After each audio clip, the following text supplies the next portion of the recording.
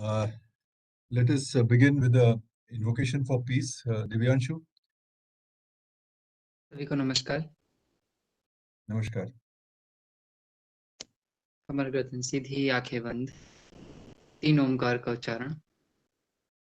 ओम ओम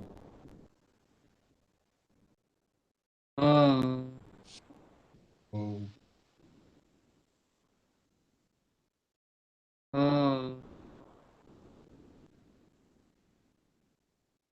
ॐ सहना भवतु, सहनो भुनक्तु, सह वीर्यं करवावहै, तेजस्विनावधीतमस्तु मा विद्विषावहै। ॐ शान्ति शान्ति शान्तिः। thank you. Namaskar and good evening to everyone. I think it's a cold, wintry evening, but we have a very uh, hot topic to discuss today, hot button topic, and that is the Indo-Pacific and the recent developments. And to talk about these developments and to explain to us what is happening in the vast region of Indo-Pacific, we have Ambassador Anil Wadhwa, who will be with us for the next about 1.5 hours. I think you all know him very well. He doesn't require any detailed introduction. He has been India's ambassador to several countries. He retired as ambassador from Italy and San Marino. He's also been ambassador to Poland, Thailand, and Oman. Ambassador Anil Wadhwa was the Secretary East in the Ministry of External Affairs. And as the Secretary East, he dealt with the ASEAN region, East Asia, quite extensively. He has also been a distinguished fellow with the VIF for last several years. He is a leading commentator. He has been involved in several discussions that official as well as track 2 level discussions. He has been researching Indo-Pacific, India's Act East policy, the ASEAN region, India's relations with Australia, and many other areas quite deeply in the last few years. He is a fluent speaker of Mandarin language, has served in Beijing twice. So Anil, welcome to this edition of Vimarsh, and thank you very much for joining us today. Friends, Indo-Pacific is now a lexicon of the Indian foreign policy. I would say it is one of the most important concepts of Indian foreign policy. And several elements, leading elements of India's foreign policy are today subsumed in the concept of Indo-Pacific, as India deals with this vast countries in this vast region. In India's conception, the Indo-Pacific extends right from West Pacific to the east coast of Africa.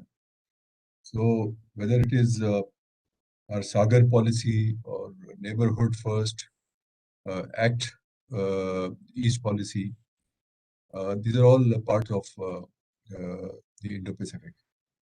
And India also has a very detailed Indian Ocean policy, which also is now a part of Indo-Pacific. And in the last few years, India has joined several initiatives, and most importantly, the Quad, which I think has given a certain gravitas to the region. In the recent years, you have also seen the emergence of the recent past, in fact, this last 1 year. You've seen the emergence of AUKUS, and now there is the Japan-Australia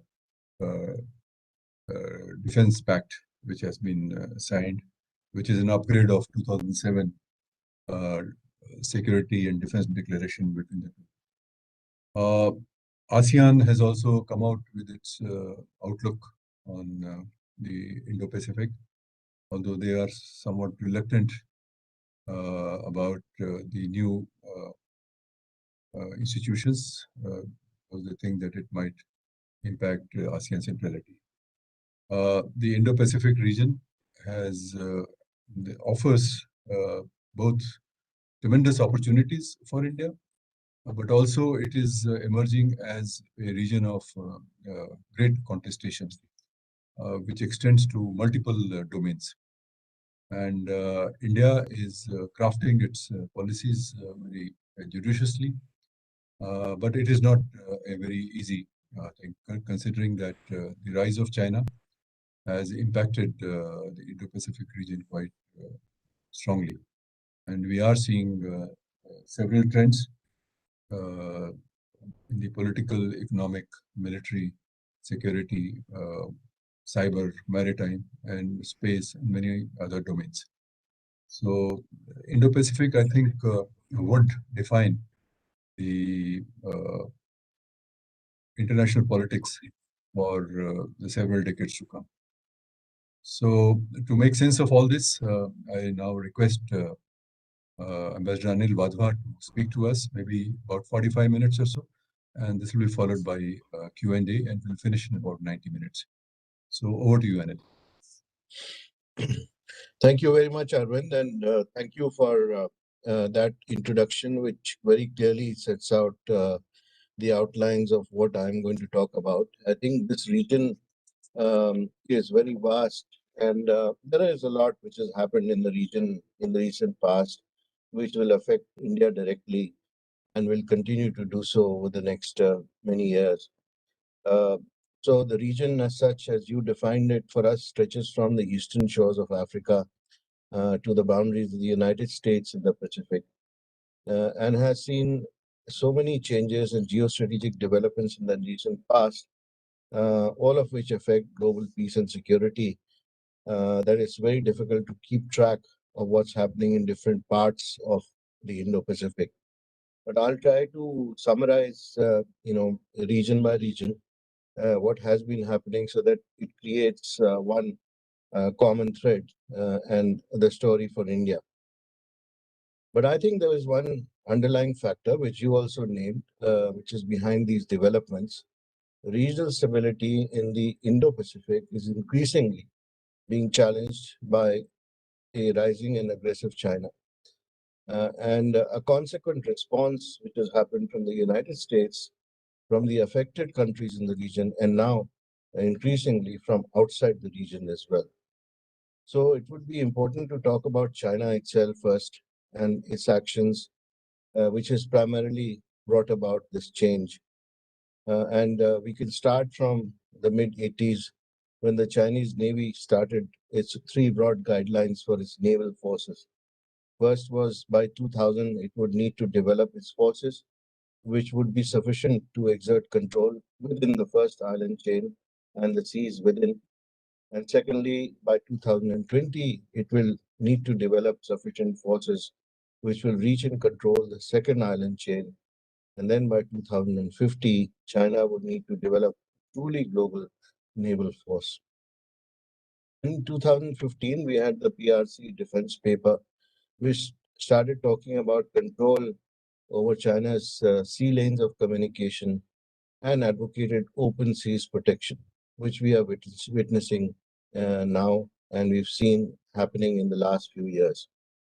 In 2019, there was a DRC defense white paper, which expanded on this theme and also talked about the need for far seas capabilities. That means overseas basing facilities. So the Chinese attitudes to its own foreign military presence began to change as its gross national power increased in the 21st century. Now it is convinced that China is a globally connected economy, that it has stakes which are beyond its borders, and that all the resources and the markets far away require its presence and preservation of those markets and resources. But what China has done quite cleverly is to stay under the radar. It has focused on the BRI and used that for dual use facilities, for port construction, and for infrastructure instead of the nomenclature of bases or facilities. So the only exception to this so far has been Djibouti. But now I think going forward, Chinese policymakers will become more brazen and we can foresee a change coming about in the future. As a background, I will talk about the Chinese military expenditure, which has doubled from 2009 to 2020. China has embarked on development of a large number of long-range continental missiles. It's expanded its bomber force. It's undertaken an explosive growth of its blue water navy. So between 2016 and 20, we've seen China induct 80 new warships in the navy, and this pace of Chinese shipbuilding is not slowing down. In recent months, the Chinese have created 300 new missile silos as well. It's also increasing its submarine fleet. It's also abandoned the principle of minimum deterrence as far as nuclear forces are concerned. Chinese Coast Guard has its own expansion program. And in fact, we all have talked about this in the past. On the 27th of July 2021, China became the first country to fly a hypersonic glide vehicle, which is a maneuverable craft traveling 5 times the speed of sound around the Earth. I think China is going to increase its economic and military presence in the Indian Ocean region, in Africa and the Middle East, and dominate the South China Sea. That is the Chinese aim. Because it wants to control over the 21st century maritime Silk Road so that it can allow China to secure its supply of oil and natural gas, as well as rare earth minerals it requires to sustain its economic growth and also to further develop its military capabilities. So far, how has this manifested itself? The first region which I will talk about is the South China Sea, where China has claimed and has militarized and populated a number of disputed islands on the basis of historical claims and adapting gray zone military tactics like using fishing militias. Taiwan has come under intense pressure of China, more, I suppose, because of what is happening internally within China, but also because of the increased US presence in the region. Australia has faced trade retaliation because of a number of factors, the most important one being that it called for a common for an international probe into the origins of the Wuhan coronavirus. Chinese naval incursions of the Senkaku Islands have increased exponentially. In fact, they've been going up every year, but this is one way that the Chinese feel that the Japanese can be put under pressure so that's not to misbehave in inverted commas as far as they are concerned. ASEAN has been struggling for 20 years to lock China into this code of conduct that we've been talking about for a very long period of time. But there are formidable obstacles on to this agreement. There are key elements that the Chinese do not agree on, like its geographical scope, like the means of dispute settlement, if any, like legal status, and the role of third parties. It is China's concerted effort to ensure that the United States is kept away from the South China Sea and also to ensure that the US based alliance system, as they call it, is opposed and that other extra regional powers, as China calls them, like India, are kept out of the future code of conduct. Uh, of course, China has been called upon a number of times to respect the 1982 United Nations Convention on the Law of the Sea, which it has refused to recognize. It will continue to build airstrips and other features in the islands created by pouring sand and concrete atop coral reefs. It has a powerful navy now, as I said, Coast Guard and maritime militia have also sought to block any moves by the regional countries to exploit resources within their own exclusive economic zones, and it strongly objects to operations by the United States and other foreign navies in the area. And of course, the Chinese Coast Guard law was promulgated in January last year, and that also violates the United Nations Convention of the Law of the Seas. So I'll divert a little bit from China and come back to what has been happening in the Southern Pacific. But before I go on to that region of the world, of the Indo-Pacific, I would turn to what's happening within the ASEAN itself, because that also is of consequence. Firstly, in Myanmar, there is very little likelihood of a solution to its crisis in 2022, because the junta is continuing to face off against a number of opponents. That includes the civilian resistance and also ethnic armed organizations. So we are likely to see a grinding stalemate to this crisis, which will compound the political, economic, and humanitarian crisis in Myanmar. Of course, the Chinese again are likely to emerge as real beneficiaries because they prevailed upon the ruling junta, which is already isolated and shunned by the rest of the world, to revive a number of stalled Chinese projects under the BRI. This includes the Chaopiu Special Economic Zone Deep Sea Project, which will give China direct access to the Indian Ocean, which will allow its oil imports to bypass the Straits of Malacca. And of course, to China's advantage, its ally Cambodia has taken over as chairman of the ASEAN this year. So it can be expected that Cambodia will help to tone down the criticism of China over the South China Sea, but will try to toe the ASEAN line on Myanmar and pay lip service to the return of democracy there. What has happened just last week is that Hun Sen was in Myanmar without consultations with the rest of the ASEAN countries, and has been strongly criticized because he signed a joint declaration with the Myanmar junta. And of course, the Cambodian foreign minister has justified this by saying that this will help in implementation of the 5-point program, which was put forward by the ASEAN. However, this seems to be a move backed by China to move away from the approach that the ASEAN has taken. That is to first adhere to the 5-point formula and to bring in the military junta representatives to summit meetings and other such meetings in the future, bypassing its implementation. So we have a crisis within ASEAN as well. Thailand is going in for an election in 2023, but it could happen even earlier. And there again, there is a lack of legitimacy in the government because the Prime Minister, General Prayut Chan Ocha, is hoping to restore his political legitimacy by whatever means is possible. So the main rival that he has is the Move Forward Party, which has been, has been formed after the dissolution of the Future Forward Party. That was dissolved in 2019 on a technicality. But the Thai economy is still reeling under COVID. Again, Thailand has been shut down, as we know, after the tourists started coming to Thailand. And again, we will see large amount of demonstrations that had happened in mid 2020.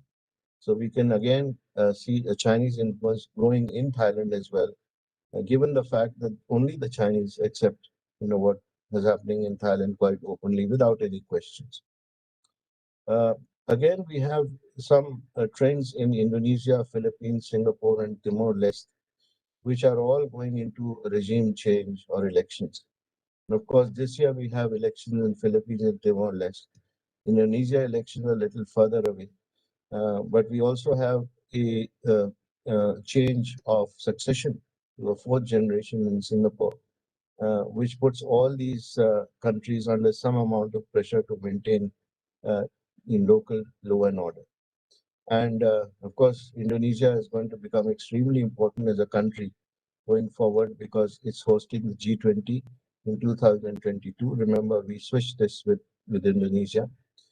It's going to be the chairman of ASEAN in 2023, and it will be the ASEAN coordinator with the United States up till 2023. So its role within ASEAN continues to be very crucial going forward. And Vietnam is also coming under pressure because it has joined a series of free trade agreements without bringing about any reform in its own economy. So it's coming under pressure from Western democracies and others who are part of these free trade agreements, especially on the fact that it has to change its labor laws and trade union laws. In Australia, we are going to see federal elections between March and May 2022. Now, of course, the current government has taken a hard line as far as China is concerned, but we will have to see the outcome as it goes. At the end of December, the opposition Labour Party was in the lead at 56.5% compared to the ruling coalition's 43.5%. So if Labour wins, the government position will change on many issues. But most importantly, for the rest of the world, for Quad, for AUKUS, and all these other groupings, the approach to China.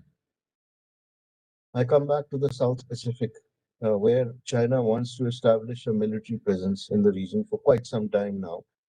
Of course, it wants to benefit also from the voting power in the United Nations of these countries, because these governments then get indebted, and then at international fora, they always side with China on any issue that it wants. China also wants to gain access to the natural resources. That includes timber, gold, nickel, LNG, etc. And most importantly, fish, because the fishing resources of these states have been depleted by large Chinese trawlers, which actually also carry a mother medical ship with them nowadays, so that they work round the clock and keep on bringing back the produce to the Chinese mainland. It also undermines democratic support for Taiwan regularly in these countries due to its economic largesse. And of course, its influence in the Pacific would lessen its sense of maritime containment, which has happened so far or perceives to have happened. Of great concern, of course, is the Chinese attempts to build a military base, as I said, in the region. And there have been reports of China trying to acquire a base in Vanuatu, as also engaging with countries like Fiji, like Papua New Guinea, through activities like port dredging and road construction. Uh, Many feel that these are actually activities which are fig leaves for going in to acquire a base at some point or the other. Uh, Here again, the United States, Australia, and New Zealand, who've been dominant in the region, feel a real threat to their security because of Chinese moves. As a consequence, in the last 2 years, we've seen that they've taken a lot of projects in the Pacific, increased their funding and infrastructure drives. They're trying to displace Chinese companies from getting into ports, from infrastructure, from telecom, and from undersea cable projects in particular. When riots broke out in Solomon Islands recently over the opposition to Chinese influence over the government, it was Australia which sent in policemen to restore law and order. Earlier, Australia would never do that, to keep its hands free from these kind of activities. Now, since the Trump administration days, the United States, and I talk about United States a little bit because we are talking about the region, is continuing to focus on China in the Indo-Pacific. While the United States-China relationship will remain definitely on a rocky ground, there are elections due in the US. And then, of course, in China also, we have the 20th Party Congress of the Communist Party. And both, in my view, should be incentives for a managed kind of relationship. We can expect tensions, of course, to continue over Taiwan, over Xinjiang. And then we have the second Leaders Summit of the Quad, which is due in March as well in Japan. So that is expected to further flesh out the agenda for denying Chinese dominance over critical technologies, and will have a bearing on some other issues which affect the Indo-Pacific. We also have seen the AUKUS's ongoing 18th month study on the viability of the partnership's nuclear submarine project. This will take greater shape over this year, and the US will have a major role in that effort. The US will also be engaged with the JCPOA agreement with Iran, and of course there are now indications that it might be able to come on track because there have been concessions on both sides. But I think overall the US is trying to preserve its military superiority over China in the region because US is also expanding its navy and nuclear arsenal. It is actually funding a modernization initiative which costs between 1.2 and 1.7 trillion dollars, including new low-yield nuclear warheads and 145 B-21 stealth bombers. It is also sponsoring directly or indirectly limited range cruise missiles for South Korea. Also, there has been a sale of $2.6 billion to Philippines, cruise missiles and nuclear powered submarines to Australia, so as part of AUKUS, and then a longer range cruise and hypersonic missiles in Japan. Kurt Campbell, who's in charge of the US policy towards the Indo-Pacific, has spoken of getting together informal multilateral arrangements and bilateral alliances with US military superiority to combat China's de facto hegemony, which has already happened in trade, in investment, in financial flows, and infrastructure across ASEAN and Southeast Asia. But I think the US will need to engage itself much more economically with the region. I don't see much more support for liberalized trade, but issues like supply chains resiliency to infrastructure development will continue to be high on its agenda. I turn to South Korea, where there are elections again in March. And again, the ruling party candidate is trailing in opinion polls from the Conservative People's Party candidate. So if the Conservative Party candidate Yoon Suk Yeol, he wins the presidential elections, North Korea is bound to lose its leverage in the intra-Korean talks. And because Yoon is going to abandon the Moon administration's peace process policy and place a priority on restoring relationship, the Japan-South Korea relationship. On North Korea, if you recall, during his campaign, Biden was most unkind on Kim Jong-un. He called him a thug during the campaign. And during 2021, the Biden administration has reached out at least 4 times to North Korea on denuclearization talks. But unless there's a guarantee of sanctions relief, US troop withdrawal from South Korea, end to the military alliance exercises, and normalization of diplomatic relations, I don't think North Korea is going to go along. So North Korea is likely to enhance its nuclear and missile capabilities to strengthen its leverage in the demilitarization negotiations. Also, North Korea could choose to showcase some more weapons of mass destruction and of course there is this end of the war declaration question on the Korean Peninsula.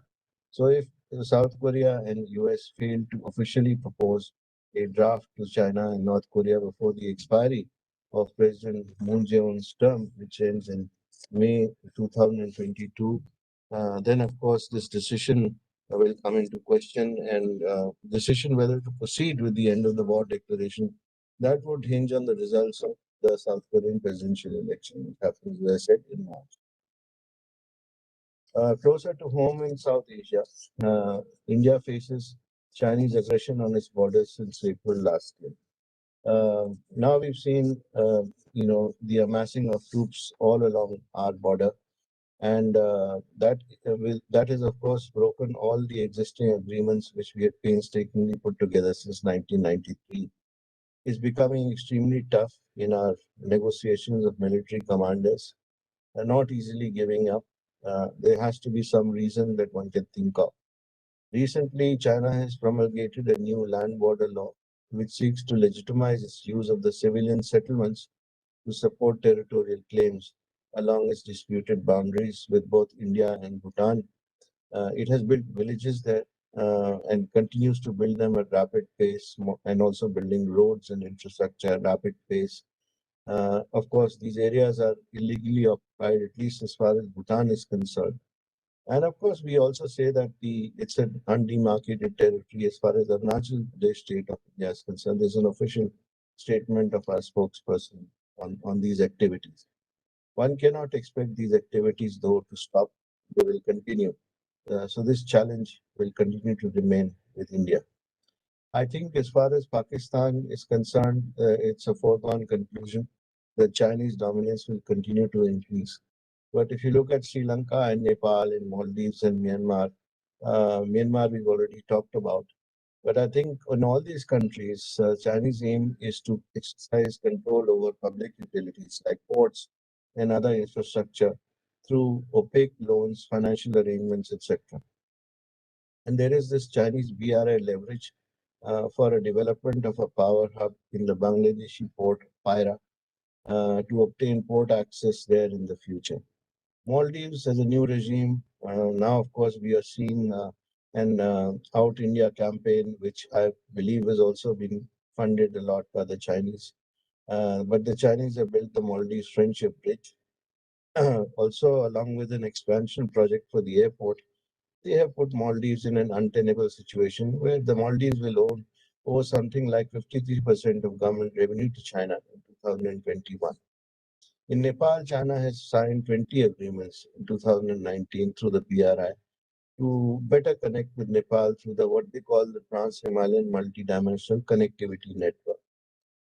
So sooner or later, that will again cause problems in the neighborhood. In Sri Lanka, the Rajapaksa brothers have spearheaded the Colombo City Port project via the BRI. That has put Sri Lanka in a significant debt. And then, of course, we've seen that this has led to the Chinese ownership of Hamimpota port in the south.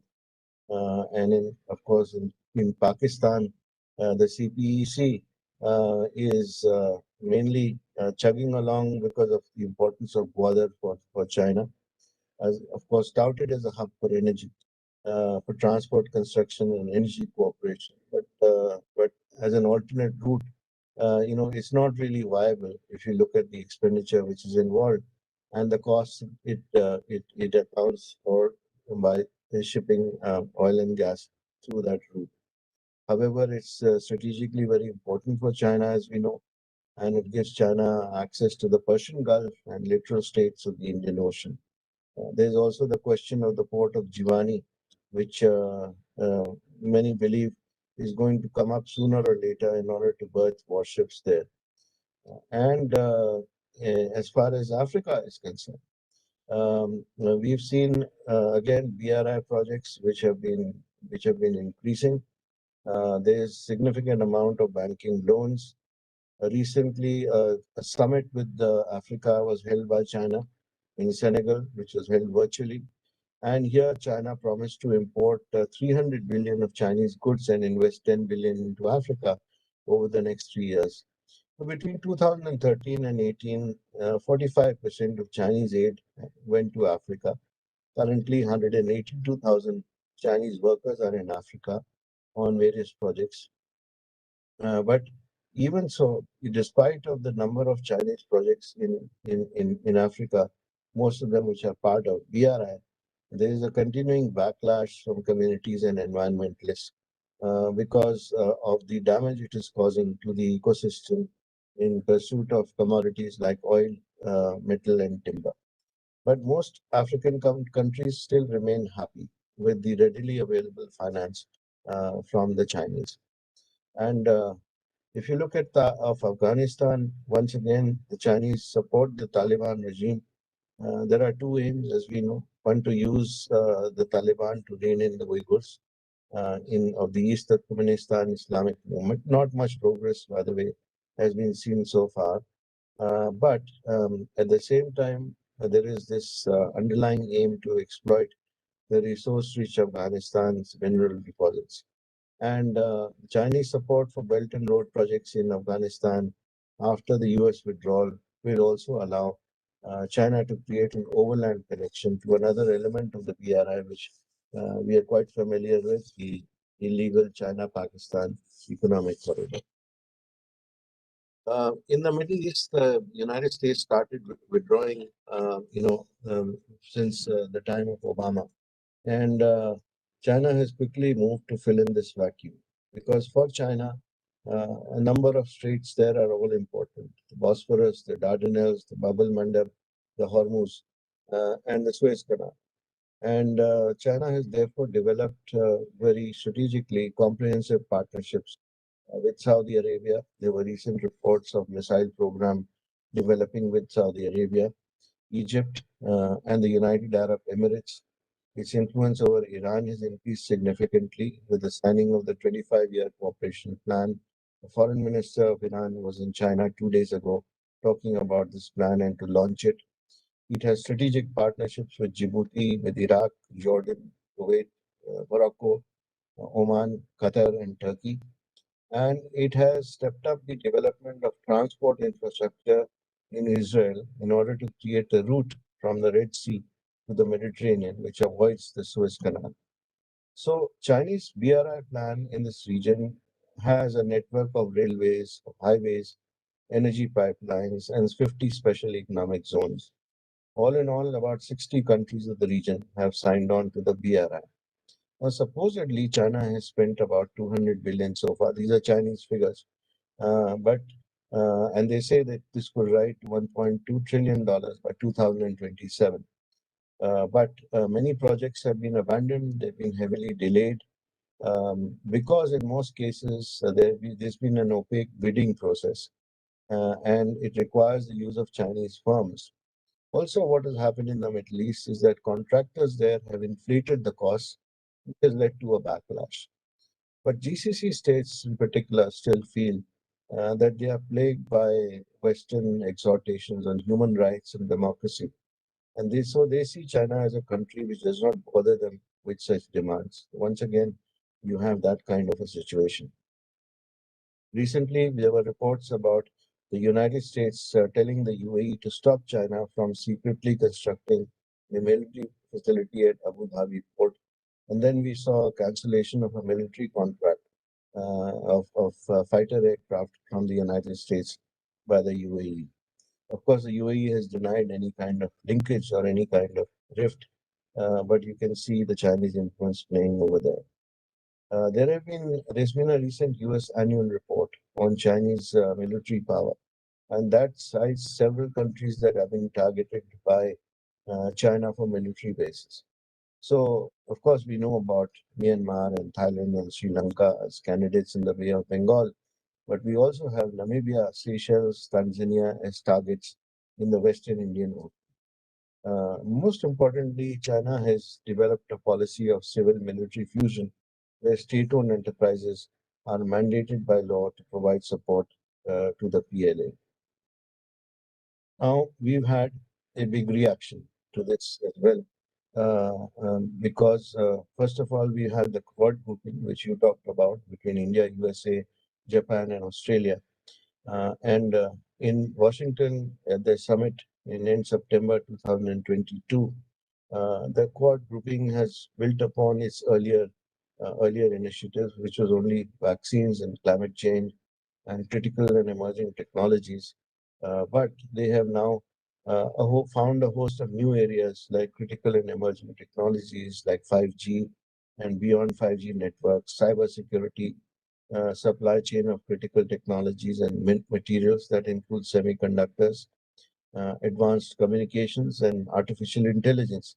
Now, these are all aimed to challenge the Chinese dominance in these fields. We've also added the space dimension, where the space dimension will respond to challenges in shared domains, which will help them share information which is required of the maritime domain awareness. And we've seen also the Malabar exercises, which now include Australia, have moved away from the Quad. So the aim of interoperability is happening without actually attributing to the Quad. The second development is that of AUKUS, which you also talked about, which is a grouping between the United Kingdom, United States, and Australia, a trilateral cooperation announced on 15 September 2021. Of course, under this agreement, the main focus is on Australia acquiring 8 nuclear propulsion technology powered submarines to be built in Australia. But that's a far way off. It's not going to happen before 2035. What is important is that this announcement also mentioned developing joint capabilities and information sharing. It also picks up on cybersecurity, on artificial intelligence, and additional undersea capabilities, quantum communications, etc. So along with this, Australia will acquire long-range strike capabilities for the Air Force, for the Navy and Army. So that will sort of lend a military balance to the region, which is the US aim. And as part of this defense agreement, also the US, UK, and Australia aim to protect the undersea cable optic fibers, which provide part of the military and civilian communication is meant for them, because there has been always this apprehension, and that stems from the Chinese attempts to find a base in the Pacific region, that China could tap into these cables, allowing for eavesdropping and collecting data through cyber means. Also, the quantum communication technologies are supposed to allow for new types of encryptions, and that would make eavesdropping obsolete. Similarly, with artificial intelligence and machine learning applications, there could be a detection of known cyber threats to these undersea cables. And third, development of military significance is the Reciprocal Access Agreement, the RAA, which is Japan's second such agreement with any country. This happened with Australia.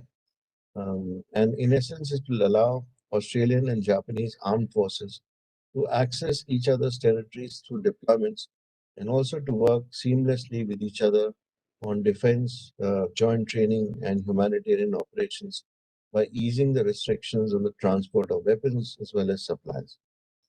So this agreement has been some years in the making, been seen as a move away from the US-centric outlook towards a greater focus on bilateral relations and regional groupings, especially as far as Japan is concerned.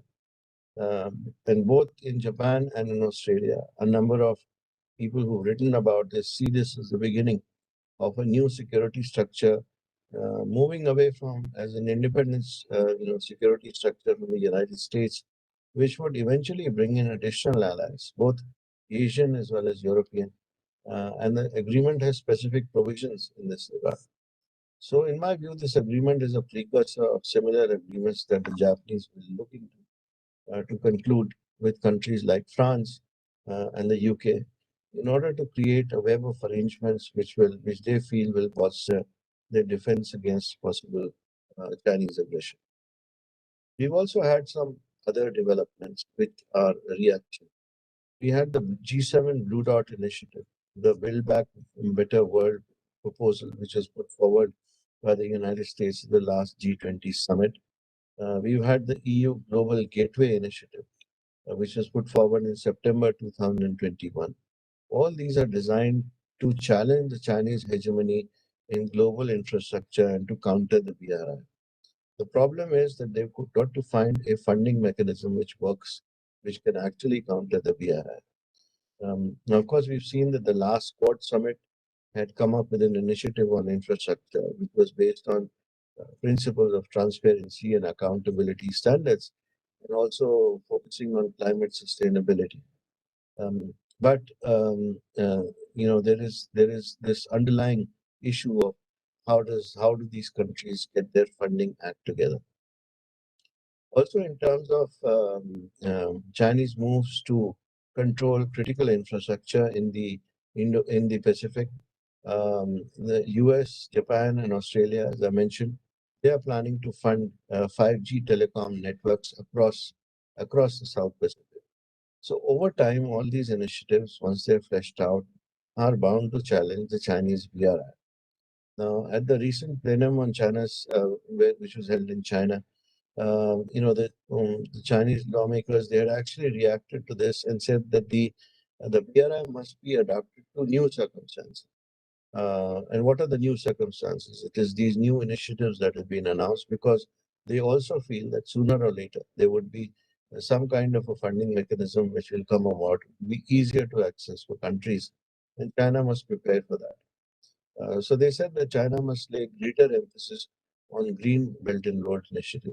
They added the word green, which gives importance to green infrastructure, to green energy, and to green finance, making it more palatable and acceptable. We've seen the EU also release its Indo-Pacific strategy in 2021.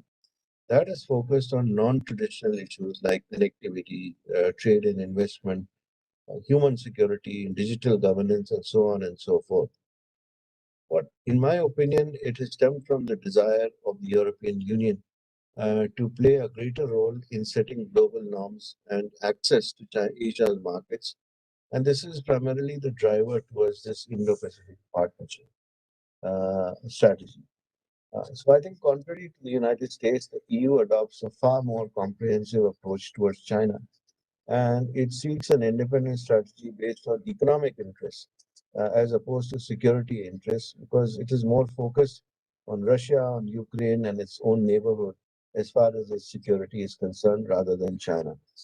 The only exception I feel is France, and to a lesser extent UK, because France has Indo-Pacific interests, and the UK wants to play a larger role in the region as a security partner of the United States and Australia.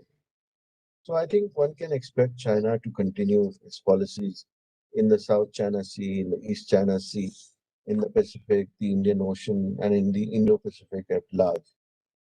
This is, of course, predicated on the belief that the Chinese have that the tide has now turned in favor of China, given that the United States will be hard pressed to defend its interests in Indo-Pacific away from home, and that the local military balance of power has shifted in its favor.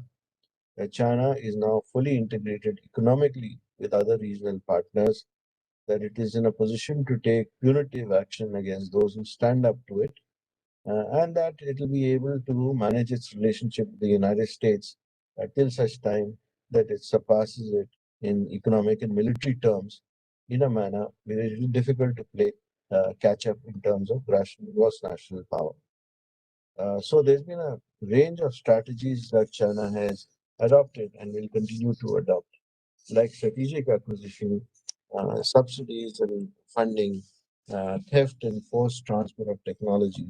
It is actually trying to eliminate its dependence on foreign countries for critical technologies and products, and to promote domestic dominance for its own indigenous firms, and using that to offer globally competitive products. So lately, we've seen moves in China, for example, to revert to the circular economy principle, where it's trying to use its own market to revive its economy. But I think China faces, and I said this before also, a lot of challenges. There's demography issue, there's a structural economic slowdown, there's a now a high-tech denial regime all over, not just the United States, but many countries in Europe as well. So that has emerged as a natural consequence of these Chinese policies. And internally, there's a problem of corruption, high costs of internal security. Internal security costs in China have risen more than the defense layout and expenditure. Factionism in the party. There's also growing debt. We've seen that in the housing sector, and environmental stress in general is contained. Now, where is India placed in all these developments? I think, notwithstanding India's capacity for deterring China in the wider geopolitical calculus of the Indo-Pacific, and I don't think we should lay our efforts down at all. I think India has done quite a bit in this field within our own limitation. I don't think China is likely to cede any strategic space to India or to incentivize strategic independence going forward. So one has to be prepared for that. The China-Pakistan economic corridor and the China-Myanmar economic corridor will particularly impinge on the security interests of India. There's this continuing border standoff that I talked about in the maritime encirclement. These will all impose economic costs on India. So we will need to continue with some resolute political will, agile and effective diplomacy, and also military deterrence. A combination of all three efforts will be needed. There is now, a confluence of extremist and terrorist groups, which is across the AFPAC region. So this axis has created an arc of animosity also on our western borders that poses a serious threat to our own security. Not to mention about how much threat it is posing already to Pakistan itself, which has created this monster. And in this context, there was this RIC dialogue, which was proposed during the recent Putin-Xi summit meeting. I think we need to seriously look at that and evaluate that as an important tool to diffuse this tension. United States is, of course, a consequential power in Asia, a key strategic partner for India, and India has invested quite substantially in this relationship in recent years. But India's basic concerns arise from its declining ability to orchestrate outcomes in Asia, because though there are indications of long-term military enhancement through increased budgetary outlays and through AUKUS as well as Japan's defense buildup, from India's perspective, almost all US Asia-led initiatives are East Asia, Western Pacific centered, with little or no effect on the threat mitigation as far as India is concerned, especially as far as the border area is concerned. So the development and aggressive policies under Xi Jinping require credible Indian Ocean-centric security architecture. As far as the Quad is concerned, it remains a strategic hedge against China, an important element of India's Indo-Pacific strategy. Its focus now on providing public goods and its leadership for a rules-based order is being welcomed more and more in Southeast Asia. But India needs to temper its expectations from the Quad as a reliable component of the security architecture. And greater diplomatic coordination and burden sharing are important. Japan and Australia do not have the power projection capabilities or the desire to contribute to regional security beyond Southeast Asia. Indo-Russian relations have been bolstered by the recent visit of President Putin to India last December. And I think both India and Russia understand the driving factors for their relationship with the US and China, respectively. So India, as a standalone and strategically autonomous power, must continue to act in accordance with its own national interests. The visit of Putin helped to provide convergence on Afghanistan. Also, it enhanced India's energy security, and there was a boost to indigenous defense manufacturing, as usually happens during the visits with Russia. With Japan and Australia soon going to be part of RCEP, I think a hiatus has opened up with India on regional economic policy. And so India will need to push harder with the limited FTA with Australia and a review of its FTA with ASEAN and South Korea, which have been pending for quite some time. The India, Japan, Australia Resilient Supply Chains Initiative, we announced that in April 2021. That also needs a solid push and an infusion of ideas. Not much has moved on that initiative. Um, and on the plus side, India's moved to sign reciprocal logistic arrangements with the United States, with Australia and Japan. There's 2+2 dialogue with the US, Japan, and Australia and Russia. And then its participation in the Quad have been timely initiatives. I think India has taken a number of important naval visits and humanitarian activities in island states of the Western Indian Ocean under its doctrine of Sagar, and has made a lot of headway in influence in Seychelles, in Madagascar, Comoros, Mauritius. Besides the Malabar exercises with the other Quad countries, India has also recently participated with the navies of Australia, Canada, Japan, United States, and South Korea in an anti-submarine Sea Dragon exercise in the Pacific Ocean.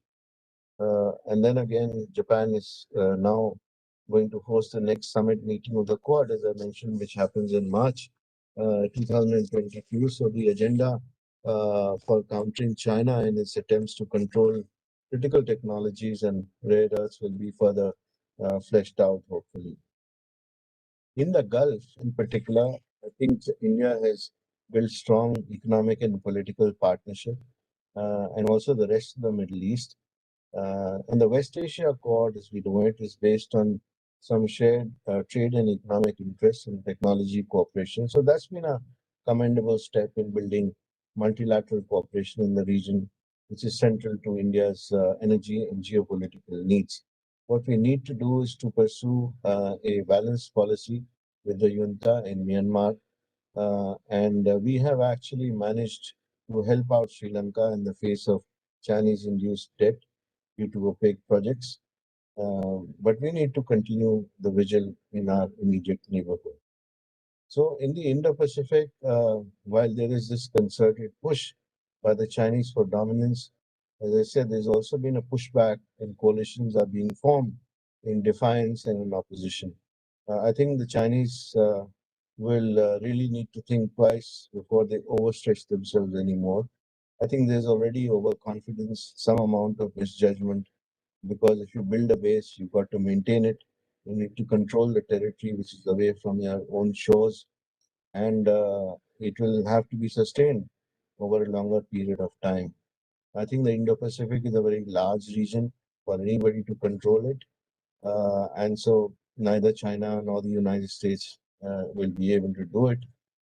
We will see an increased competition between the two competing blocs, which of course will be led by United States and China, both competing for the main uh, underlying geography, which connects the Pacific and the Indian Oceans. And this rivalry will continue to grow, which will create room for more brinkmanship, more miscalculation. Therefore, it's a period of being extremely careful and maintaining a strategic balance. Thank you, Arvind. Thank you, Anil, for that masterly overview of such a vast region and done in 45 minutes and in a very clear and concise fashion. But I think uh, you have covered almost everything, and there's very little that one can add to. You have just said. Of course, your overview was focused on China, which is, of course, the reality of our times and remains the main challenge for everyone. But you also brought out that the US-centric security architecture is also now, I think, the security architecture in the region is shifting from the US-centric to probably more regional architecture. That's a very interesting development. But in the last few minutes, the way you describe the region, it almost seems that Cold War 2.0 is upon us, and India will have to find a way of position itself in that great power competition and rivalries that are